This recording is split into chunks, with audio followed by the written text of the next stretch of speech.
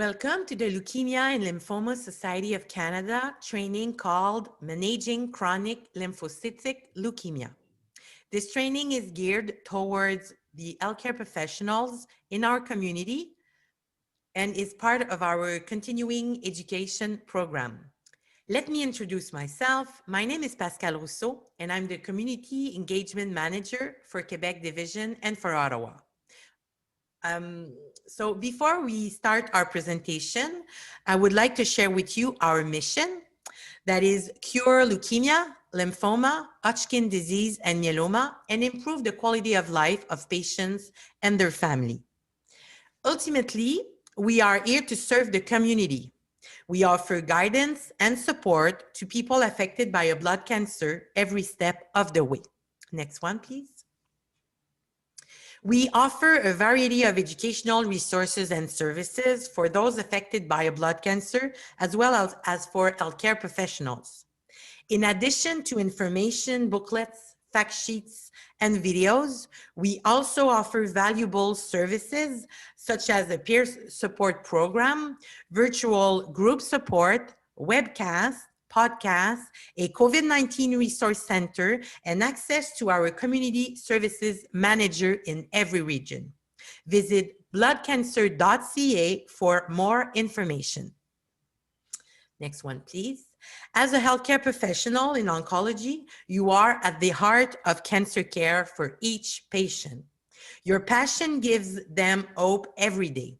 Our continuing education program is designed for you and will give you access to a lot of training on blood cancer. To know more about this training, visit our website, bloodcancer.ca. We will continue to add new material to the program, so be sure to visit our website regularly or look for our emails with updates and information. Next one, please. We are here to help those affected by a blood cancer and their families. The Community Services Manager from coast to coast are compassionate connectors that can help the community in every step of the blood cancer experience. Please do not hesitate to refer patients to a community services manager in your area. Next one. And last but least, you can receive the letter of participation when attending this training. To do so, please fill the evaluation form that you will receive in the registration email. So now it's time to introduce our speaker, Tracy Regimbald. Tracy is a research nurse manager at the Clinical Research Unit of the Jewish General Hospital in Montreal. She has over 20 years experience working in hematology and with patients. So over to you, Tracy. Thank you, Pascal, and thank you to Leukemia and Lymphoma Society for having me speak today about this topic. So as you know, we will speak about CLL today. Here are the topics we will cover. We'll just go over what is CLL, the signs and symptoms of the disease, how it's diagnosed and staged, factors that determine treatment, what the watch and wait period consists of, available treatment options to patients. We'll also go over some clinical trials that are available for CLL. We will talk about side effects from the treatment options, follow-up care, survivorship, and I have a few case studies that we will go through, and Q&A. So here's a typical blood cell. As you know, a blood cell consists of white blood cell, which fights infection, and the red blood cell, which carries oxygen, platelets that help clot blood, and then the plasma, which consists mostly of the liquid part of the blood. It's mostly water, vitamins, minerals, proteins, and hormones. Here we're taking a look at the image of what our immune system consists of. So as you know, we have the bone marrow that consists of the immune system, lymphocytes that help fight infection, lymph nodes, and the spleen. Here's an image of a patient that has pretty advanced CLL. As you can see in the jaw area and the neck, there are very enlarged lymph nodes. And this, not always typical of a patient that presents with CLL, but you may see someone as obvious with these lymph nodes enlarged like this. So what is leukemia? Leukemia is a type of cancer in the bone marrow and the blood. There are many types of leukemia, as you know, but today, for today's purposes, we will just focus on chronic lymphocytic leukemia. The most recent statistics for Canada are from 2017, with the incidence of being almost 1,600 Canadians being diagnosed with CLL. As you can see,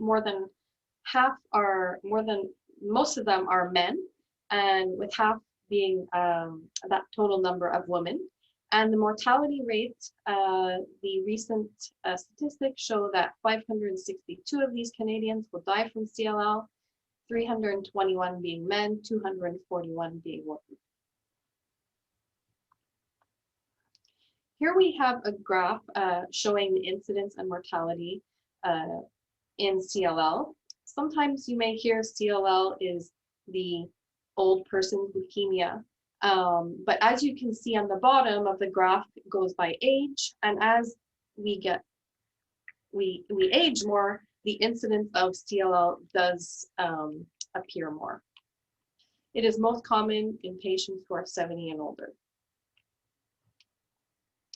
So CLL starts with a change in the person's lymphocyte. The leukemia cell does not fight infection like normal lymphocytes do. There's an uncontrolled growth of CLL cells in the marrow, which leads to an increase in the number of CLL cells in the blood. And it is similar to SLL, which is a slow-growing type of non-Hodgkin's lymphoma. Although most doctors don't know what leads to CLL, there is no way to prevent CLL. Generally, it's not associated with any environmental or external factors. Some people say that having exposure to the orange agents, like in mines, etc., can increase the incidence of a person developing CLL. And first-degree relatives of a CLL patient are slightly higher at risk for developing it. So some signs and symptoms of CLL. Some patients may have no symptoms at all. Sometimes it is just found on a routine blood test when they go to their family doctor, and then they see a little change in hemoglobin or some increased lymphocytes in the blood. So a patient may have fatigue, shortness of breath, which is caused by the lower hemoglobin, some swollen lymph nodes, as in the image that we saw earlier.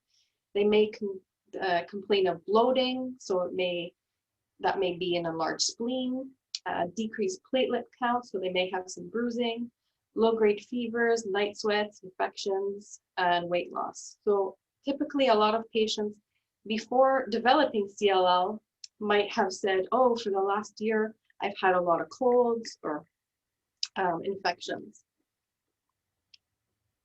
So diagnosing CLL, we look at the blood cell counts, which is the hemoglobin, the lymphocytes, the white blood cells, etc.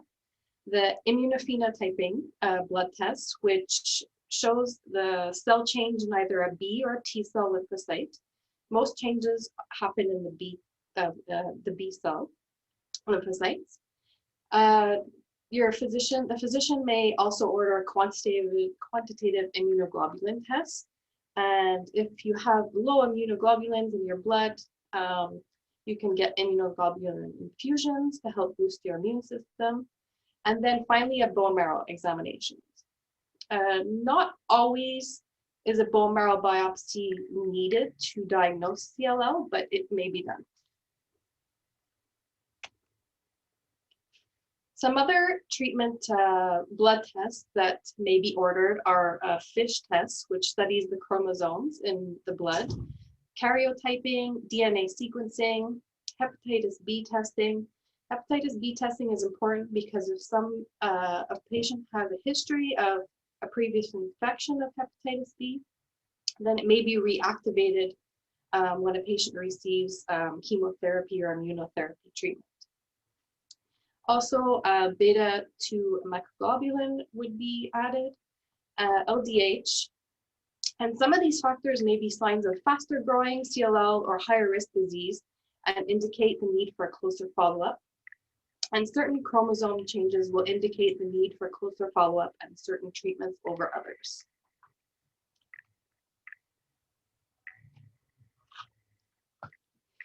Some lab tests that you may see are in cytogenic abnormalities.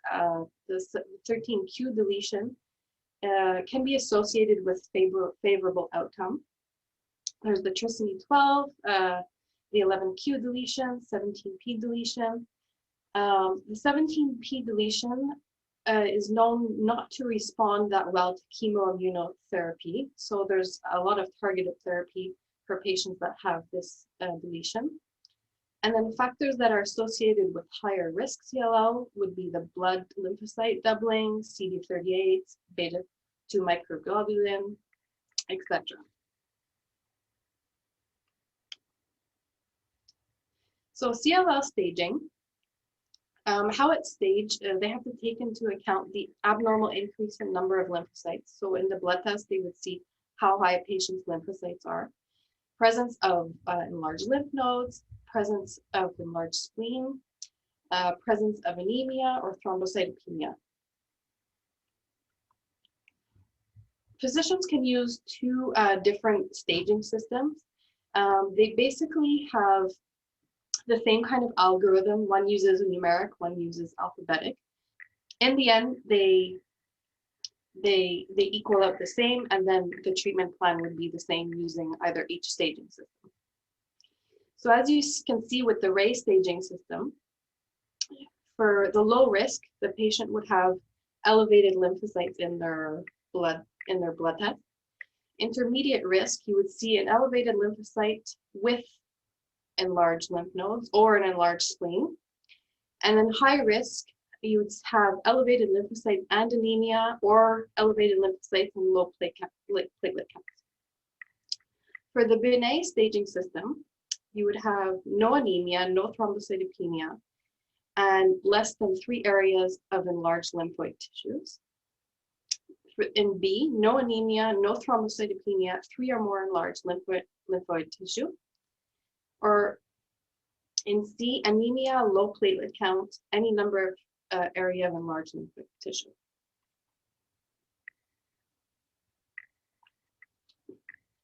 So overall, the treatment plan would consist of the age of the patient, if they have any comorbidities, their overall health, their lab tests, looking at their anemia, lymphocyte count, etc., physical exam, assessing for enlarged spleen, lymph nodes, and then that would determine the stage of CLL. And all those together would equal what the treatment plan would be for the patient. So obviously the treatment goals are to slow the growth of CLL, activate programmed cell death, provide long periods of remission, reduce symptoms such as fatigue and infections, and improve overall survival. So you may have heard of the watch and wait period. The watch and wait period shows that there's changes in blood counts, but the patient is not symptomatic of the disease. So like I said, a patient may have gone to a routine blood test and they could see some abnormality in the lymphocytes, but the patient has no other symptoms of disease, so they would go through a watch and wait period and not initiate treatment right away. This is standard of care and is not uncommon. The active treatment will begin when the disease begins to progress. This approach will include medical examinations, periodic testing to determine the progression of the disease, and reporting symptoms to doctors. So it's important to advise patients, to have routine checkups, not forget any appointments with their physicians to make sure things do not evolve. To date, there are no benefits of early treatment for people with low-risk CLL that have been shown. So overall survival, if you start treatment earlier, rather than later, would not change for low-risk CLL patients. Current treatment options, like we just mentioned, would be watch and wait approach, single or combination drug therapy, chemoimmunotherapy, targeted therapies, monoclonal antibody therapies, clinical trials, radiation therapy, which is rarely used, but sometimes it's just used to decrease the swelling of a node that may be obstructing, for example, the neck, like we saw in the image, a splenectomy, again, which is rare, and an allogenic stem cell transplant. So some drug therapies for CLL consist of targeted therapy, monoclonal antibodies, alkylating agents, anti-tumor antibiotics, DNA damaging agent, antimetabolites, or corticosteroids. And you can see the list in each of the category. I'm sure some you're very familiar with.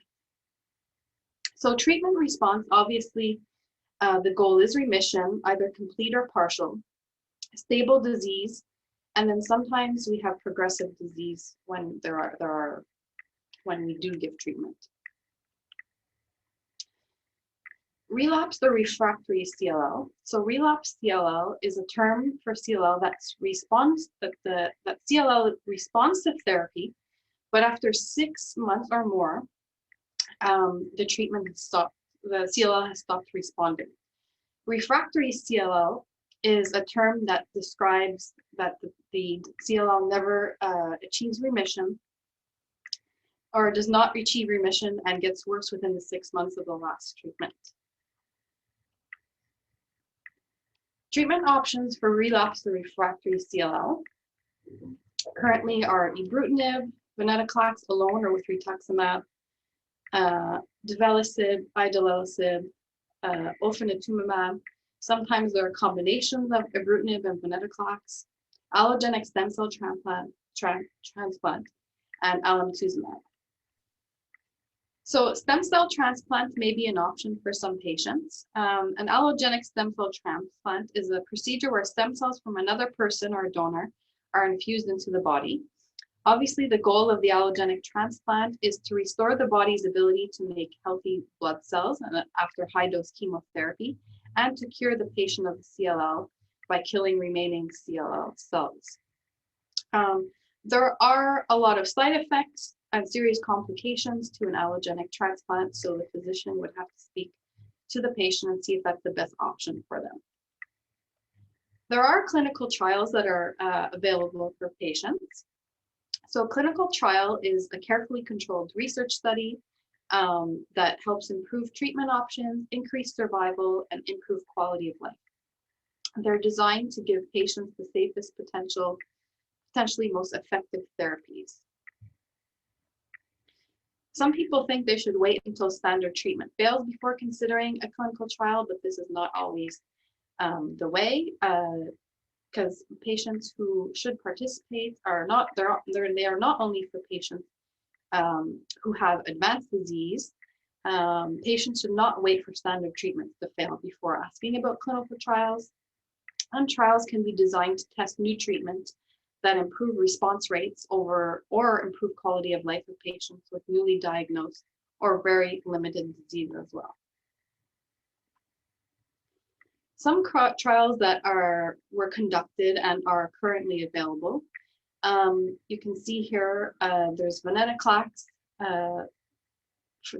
for relapsed or refractory CLL for patients that have the 17p deletion. Acalabrutinib in combination with venetoclax and Retux versus bendamustine and Retux. The safety study of acalabrutinib in untreated and relapsed CLL patients. ABT-199, which is the old name for venetoclax in subjects with relapsed refractory or untreated CLL. We have also a combination of ibrutinib and venetoclax versus chlorambucil and obinutuzumab. And also there's a study with obinutuzumab plus venetoclax versus obinutuzumab plus chlorambucil in patients with CLL.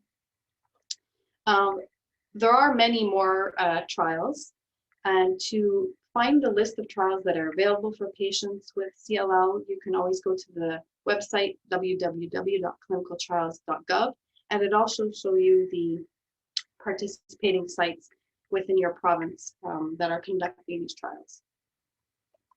So treatment, side effects, and complications. Some people may not have any side effects of treatment, and everyone is different. So the list that we show here, it's important to tell your patient that, you know, these may happen but are not limited to these to this list. So patients may develop low white blood cell counts due to chemotherapy, infections, rash from treatment, heartburn, nausea, some muscle aches, diarrhea or constipation, fatigue, there's hair loss involved, mouth sores, as I mentioned, nausea and vomiting, and sometimes Richter's transformation, which may develop, which is the transformation of CLL to a DLBCL. Follow-up care and monitoring. So it's important that CLL patients have regular medical follow-ups after completing treatment. A minimal residual disease, or MRD, is a test that may show some levels of remaining CLL in the blood that can't be detected by clinical tests. So it's done by flow cytometry or PCR.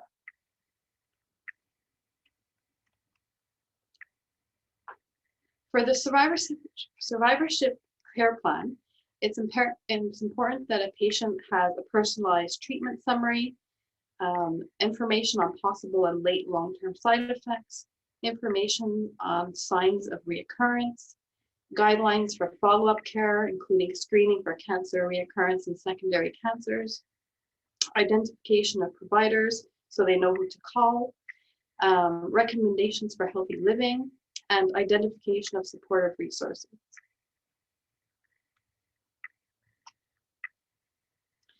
Some long-term or late effects that can last for months or even years can be pain, bone, muscle, and joint problems, fatigue, heart issues, lung issues, lymphedema, neuropathy, premature menopause, cognitive deficits, sexual dysfunction, mental health effects, and some financial concerns. It's important that a patient has a healthy lifestyle, so habits are associated with improved health outcomes and quality of life. For some cancers, they are associated with reduced risk of reoccurrence and death. So some of these include regular physical activity, maintaining a healthy weight, well-balanced food choices, limited alcoholic intake, avoiding tobacco products, wearing sunscreen, getting vaccinations, and stress management. So I have 3 case studies that I will go through with you with patients that have a diagnosis of CLL and then what their treatment options were. Patient number 1, I was a 65-year-old male with a past medical history of type 2 diabetes, hypertension. He had an ulcer with gastrointestinal bleeding, and that with that he had perforation and shock, and also had a cholecystectomy. In 2008, he was diagnosed with CLL, and he had watch and wait treatment plan until 2009 to 2010. He was treated with rituximab, fludarabine, cyclophosphamide for 6 cycles because his white blood cells started to increase, an increase in LDH, and he also started having some increase in lymph nodes. So from 2010 to 2014, he was in remission, and it relapsed in March 2014. On blood tests, during a follow-up with his physician, again, had increased white blood cells, LDH, abdominal lymphadenopathy, and an increased spleen. At this point, he was started a research clinical trial with venetoclax and rituximab, and at presentation, his lymphocyte count was over 200,000. He started venetoclax ramp-up dose for 2 years, and with a rituximab 6 cycles. He was considered high risk for tumor lysis because he had enlarged lymph nodes and a very high white lymphocyte count. So with the venetoclax, he started at a very low dose. And at the first dose, he developed tumor lysis syndrome, but he was asymptomatic. It only showed in blood tests where he had hyperkalemia and hyperphosphatemia. And ECG was done. We increased hydration and gave kxalate for the increase in potassium level. The tumor lysis resolved the same day. He continued treatment, which had ended in September 2016. And then last year in 2020, after 4 years, again, he had increase in lymphocytes and lymph nodes reappeared. And then he restarted venetoclax and rituximab, where he's currently still on treatment. For the second patient, again, a male, 79 years old, past medical history of cholecystectomy, diabetes, asthma, IBS, surgery to the knee, etc. In 2010, he was diagnosed on a routine blood test with CLL, asymptomatic, and first, which he went through the treatment of watch and wait for 6 years. In 2016, they decided to start treatment because he had enlarged lymph nodes and increased spleen, fatigue, decreased appetite and weight loss, increase in white blood cells, worsening anemia, and started requiring multiple blood transfusions. The treatment option for this man was venetoclax with obinutuzumab. Again, venetoclax ramp-up period with obinutuzumab for 6 cycles, and the patient is still in remission.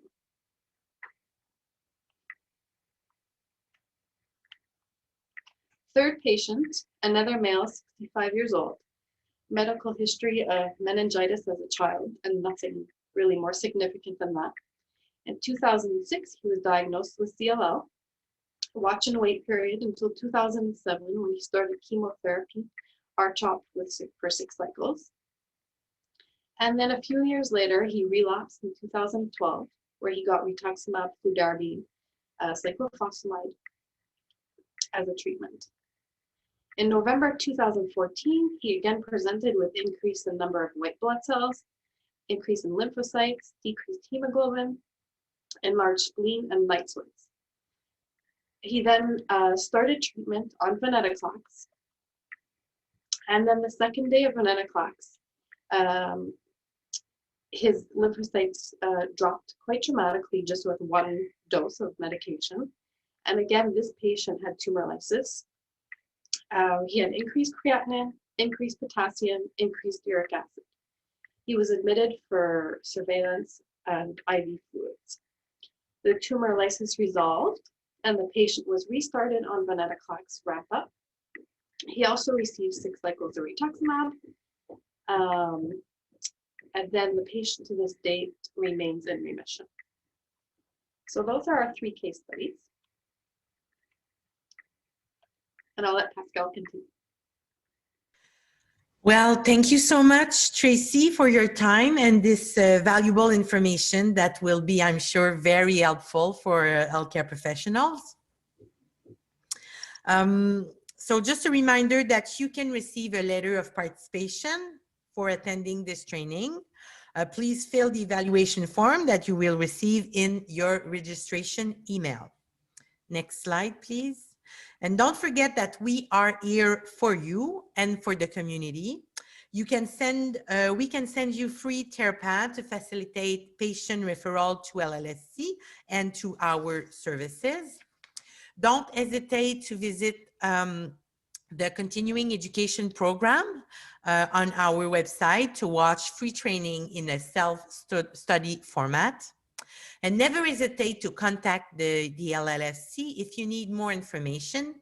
You can reach us by email at canadainfo@lls.org or the toll-free number 1-833-222-4884. Have a wonderful day. Thank you.